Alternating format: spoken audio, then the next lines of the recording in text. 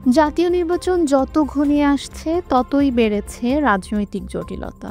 পুরনো দলগুলোর পাশাপাশি নতুন শক্তির আবির্ভাব এখন আলোচনার কেন্দ্রে।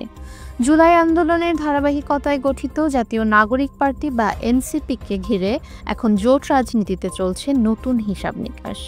বিএনপি এবং জামায়াত দুই দলই এই নবীন শক্তিকে নিজেদের পাশে চায়, কিন্তু এনসিপি কোন পথে হাঁটবে এটাই এখন বড় প্রশ্ন।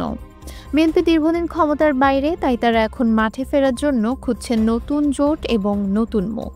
বিএনপির ভারপ্রাপ্ত চেয়ারম্যান তারেক রহমান সম্প্রতি ফিনান্সিয়াল টাইমসকে দেওয়া সাক্ষাৎকারে বলেছেন, বিএনপি অন্য দলগুলোকে নিয়ে সরকার গঠনে প্রস্তুত, আর এই তালিকায় রয়েছে জুলাই আন্দোলন থেকে উঠে আসা এনসিপিও।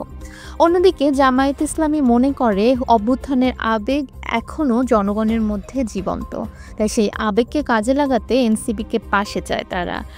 তাদের প্রস্তাব 50 থেকে 60টি আসনে ছাড় দিয়ে যৌথভাবে নির্বাচন করা, তবে জোটের নেতৃত্বে ছাড় দিতে রাজি নন জামায়াতের শীর্ষ নেতারা।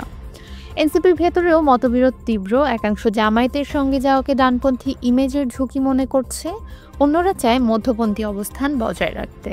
মুখ্য সমন্বয়ক নাসির উদ্দিন পাটোয়ারি জানিয়েছেন, এখনও কোনো আনুষ্ঠানিক জোট বা সমঝোতা হয়নি।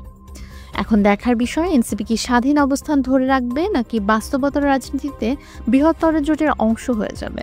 নির্বাচন যত ঘনিয়ে আসছে এই প্রশ্নের উত্তরই নির্ধারণ করবে ভবিষ্যৎ রাজনীতির নতুন সমীকরণ।